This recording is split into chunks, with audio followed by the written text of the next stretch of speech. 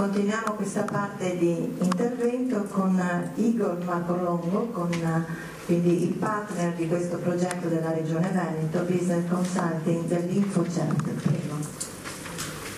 Buongiorno, abbiamo visto come le risorse che la Regione mette a disposizione del territorio per questo tipo di progetto sono risorse importanti. Si va in 150 giornate di formazione, affiancamento, consulenza totalmente gratuite per gli enti locali per riuscire a proseguire quel percorso di change management che l'avvocato Riem ci diceva fin da stamattina, probabilmente senza cambiare il manager, perché non credo che sia nel nostro potere in questo momento, secondo i 3 step che l'ingegner Boer ci dava come percorso, come sentiero. Come InfoCert ci stiamo impegnando molto, stiamo mettendo a disposizione delle risorse particolarmente skillate, proprio perché i temi che andremo a trattare sono temi che a prima vista possono sembrare molto complessi.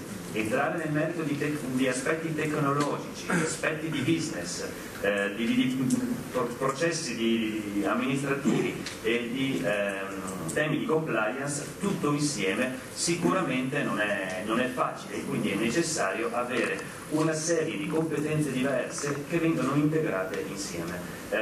Con la struttura di cui faccio parte, che oggi viene rappresentata anche dal dottor Di Luzzo, il responsabile della struttura di business consulting di InfoCert, ci occupiamo proprio di questo, provare a essere quelle risorse che occupano gli interstizi tra materie diverse, di tecnologia, di compliance e di processo.